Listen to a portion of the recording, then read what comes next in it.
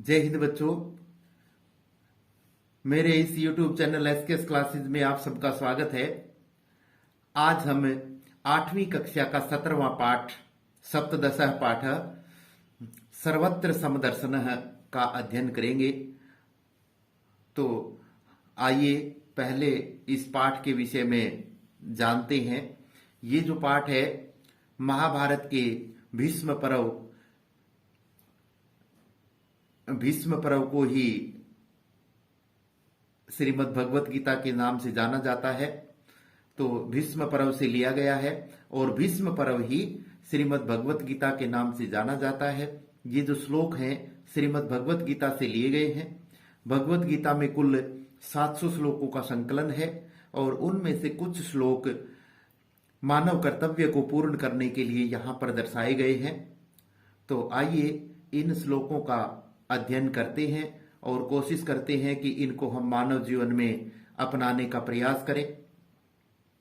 तो पहला श्लोक है, इंद्रियाणाम ही चरताम यन मनो अनुविधीयते तदस्य हरति प्रज्ञाम वायुर्नावम इव अंभसी। तो पहले इसका अन्वय देखते हैं।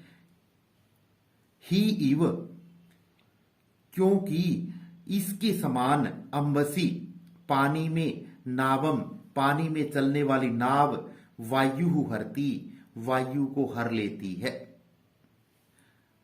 वायु नाव को हर लेती है। जैसे विषयेषु उसी प्रकार से विषयों में चरताम विचरण करने वाली इंद्रियाणाम इंद्रियों का मन यत अनुविधीयते जिसके साथ अधिक रहता है, तत् अस्य प्रज्ञाम हरति वह मन उस इंद्री को वह इंद्री मनुष्य की बुद्धि को हर लेती है।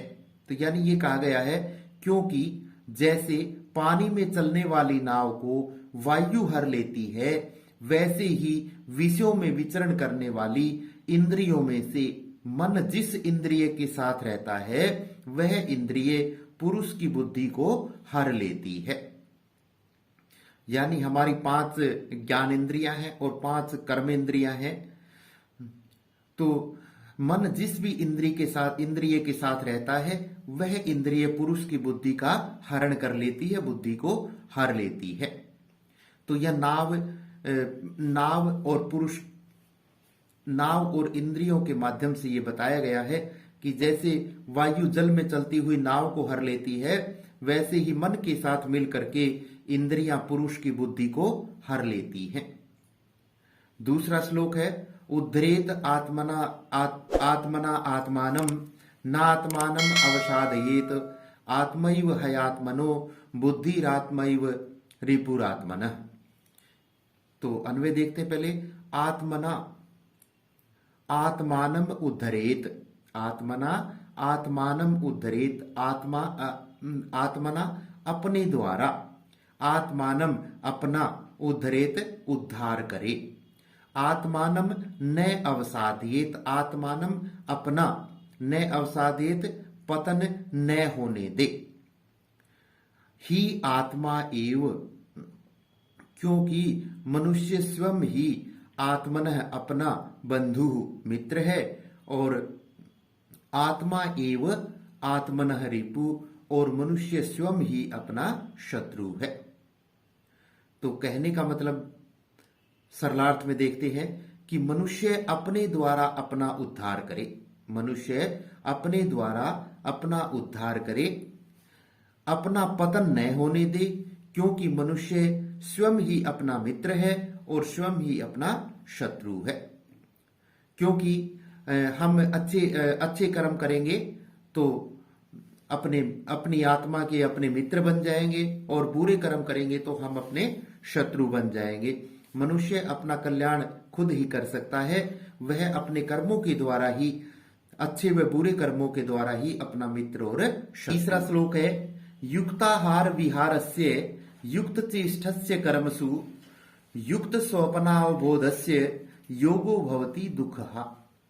तो अन्वय देखते हैं। दुख को हरने वाला योगः योग युक्ताहार विहारस्य यथा योग्य भोजन करना, विहारस्य इधर उधर घूमना, कर्मसु युक्त चेष्टा हंसी युक्त चेष्टा यानी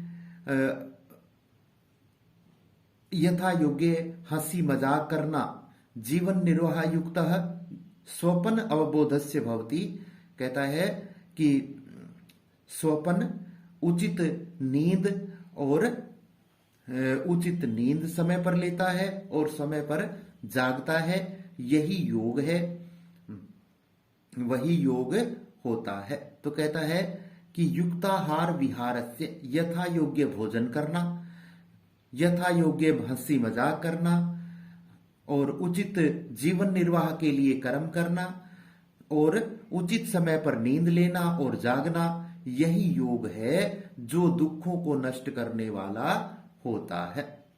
तो कहता है कि योग दुखों को नष्ट करने वाला है, जो उचित समय पर भोजन करना, हंसी मजाक करना, जीवन निर्वाह के लिए उचित कर्म करना, समय पर नींद लेना और जागना योग कहा गया है।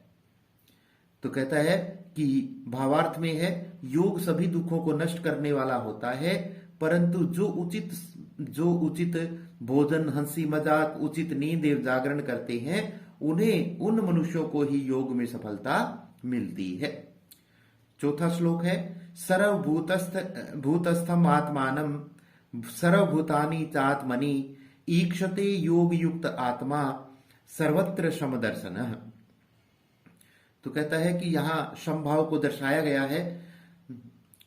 तो कहता है कि योग युक्त आत्मा, कहता है कि कृष्ण चेतना में लगा हुआ मनुष्य सर्वत्र समदर्शन है और सबको समभाव से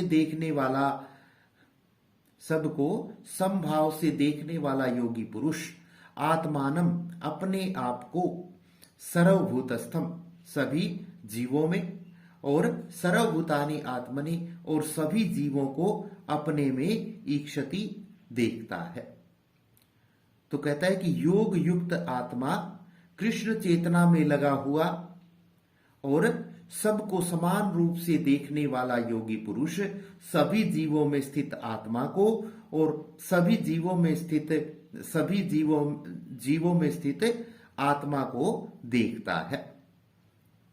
तो कहता है कि सभी जीवों में स्थित आत्मा को और अपनी आत्मा में स्थित सभी जीवों को देखता है। तो भावार्थ है योगी व्यक्ति सभी जीवों को आत्मा में और आत्मा को सभी जीवों में देखता है।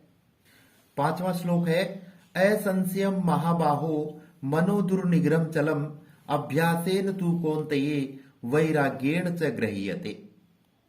ये जो श्लोक है श्रीमद् भगवत गीता के 6 अध्याय का 35वां श्लोक है और इसमें श्री कृष्ण अर्जुन को संबोधित करते हुए कहते हैं महाबाहो, हे अर्जुन, हे बलशाली भुजाओं वाले अर्जुन, असंशयम, इसमें कोई शक नहीं है, इसमें कोई संदेह नहीं है कि मनः चंचलम, मन बहुत चंचल है, दुर्निग्रह और कठिनता से वश में किया जाने वाला है। कौन्तेय, तू कौन्तेय अभ्यासेन च, कौन्तेय, हे कुंती पुत्र अर्जुन, अभ्यास और वैराग्य से इसे वश में किया जा सकता है।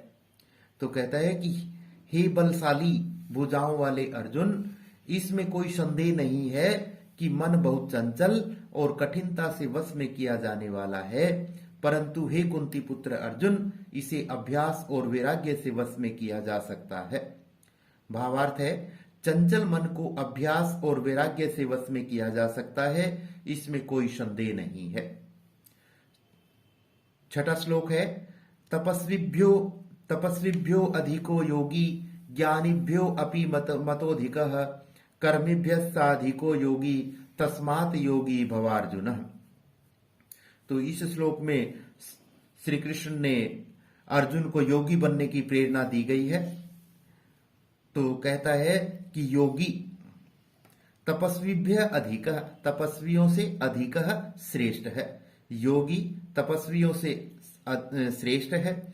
ज्ञानीभ्य अपि, शास्त्र ज्ञानियों से भी अधिक, शास्त्र ज्ञानियों से भी श्रेष्ठ, शास्त्र ज्ञानियों से भी श्रेष्ठ माना जाता है। और फिर कहता है कर्मिभ्य योगी अधिक, सकाम कर्म करने वाले मनुष्यों से योगी श्रेष्ठ है। तस्मात् अर्जुन, इसलिए हे अर्जुन, योगी भव, योगी बनो। भावार्थ में कहा गया है कि योगी सबसे श्रेष्ठ है, इसलिए योग में मनुष्य की रुचि अवश्य होनी चाहिए। योगी जो है, योगी पुरुष तपस्वियों से, शास्त्र ज्ञानियों से और सकाम कर्म करने वाले मनुष्यों से श्रेष्ठ माना जाता है, इसलिए हर मनुष्य को योग में रुचि रखनी चाहिए। 7वां श्लोक है यस्मान्नो द्विजते लोको लोकान्नो द्विजते च यः हर्षामर्ष भयोद्वेगै मुक्तो मुक्तो यह सह च मे प्रिय। तो यहां पर श्री कृष्ण कहते हैं कि मनुष्य को सुख दुख से रहित रहना चाहिए। ऐसा व्यक्ति ही जो समान भाव से रहता है वही भक्त मुझे प्रिय है। तो कहता है कि यस्मात् लोकः न उद्विजते, कहता है कि जिससे कोई भी मनुष्य दुख को प्राप्त नहीं होता है, अर्थात उद्वेग को प्राप्त नहीं होता है। यस्मात् जिससे, लोकः कोई भी मनुष्य, न उद्विजते दुख को प्राप्त नहीं होता है। च और जो, लोकात न उद्विजते और जो मनुष्य से, जो किसी भी जीव से उद्वेग को प्राप्त यानी दुख को प्राप्त नहीं होता है। च यह और जो हर्ष आमर्ष सुख दुख भयोद्वेगई भय और चिंता से रहित है, मुक्तः भय और चिंता से रहित है, स में प्रिय वही मेरा सबसे प्रिय भक्त है।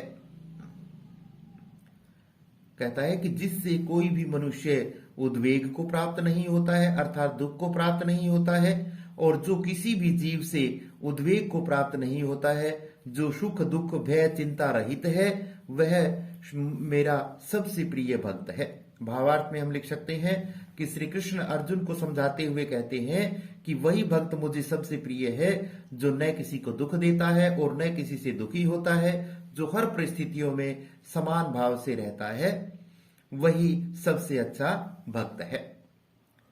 8वां श्लोक है तेज अक्ष्मा धृति शोचम अद्रोह नातिमानिता भवन्ति संपदम दैवीम अभिजातस्य भारत।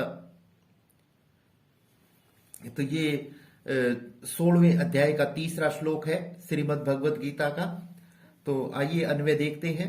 तेज क्षमा धृति, तेज तेज प्रताप, क्षमा सहनशीलता, धृति धैर्यवान धैर्य धारण करना, शौचम पवित्रता, अद्रोह किसी से द्वेष न करना, न अतिमानिता न अतिमानिता अत्यधिक सम्मान का न होना, अत्यधिक सम्मान का न होना।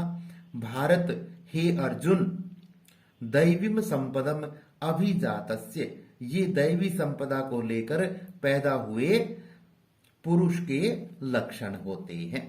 तो कहता है कि प्रस्तुत श्लोक में दैवी संपदा वाले योगी पुरुष के लक्षण बताए गए हैं। इसमें श्री कृष्ण अर्जुन को समझाते हुए कहते हैं कि हे अर्जुन, तेज, क्षमा, धैर्य, पवित्रता, किसी से द्वेष न होना और अधिक सम्मान का न होना, ये दैवी संपदा को, ऐसी दैवी संपदा को लेकर पैदा हुए पुरुष के लक्षण हैं। भावार्थ में हम लिख सकते हैं कि तेज, सहनशीलता, धैर्य, पवित्रता आदि दैवी संपदाएं हैं और योगी पुरुष जन्म से ही इन संपदाओं को लेकर के पैदा होता है। 9वां श्लोक है दंभो दर्पो अभिमानस्य क्रोधः पारुष्यमेव च अज्ञानम चाभिजातस्य पार्थ संपदम मासूरीम। तो अन्वय देखिए इसका। पार्थ दंभ, पार्थ यहां अर्जुन के लिए प्रयोग किया गया। कहता है कि हे अर्जुन, दंभ अहंकार, दर्पः घमंड, अभिमानः और गर्व, क्रोध गुस्सा, पारुष्यम कठोरता और अज्ञान, आसुरीम संपदम, आसुरी संपदा को असुर संपदा को लेकर के आसुरी संपदा को लेकर पैदा हुए पुरुष के लक्षण है, यानी कि तामसिक पुरुषों के लक्षण है। तो कहता है कि हे अर्जुन, अहंकार, घमंड, गर्व, गुस्सा, क्रोध, कठोरता और अज्ञान ये आसुरी संपदा को लेकर पैदा हुए पुरुष के लक्षण है। भावार्थ में लिख सकते हैं, अहंकार, गर्व, घमंड, क्रोध इत्यादि आसुरी संपदा वाले पुरुषों के लक्षण है। 10वां श्लोक है, आशा पास सतैर्बद्धा काम क्रोध प्रायणः ईहन्ते काम भोगार्थम अन्यायेनार्थम संचयान। कहता है कि आशा पास, आशा रूपी बंध स्तई बद्धा, आशा रूपी पास बंधनों में बंधे हुए, स्तई सैकड़ों, आशा रूपी सैकड़ों बंधनों में बंधे हुए, काम क्रोध प्रायणा, काम क्रोध में स्थित विषयों का उपभोग करने के लिए, काम भोगार्थम विषयों का उपभोग करने के लिए, अन्यायेन अवैध रूप से, अर्थ संचयान धन इकट्ठा करने की ईहन्ते इच्छा रखते हैं।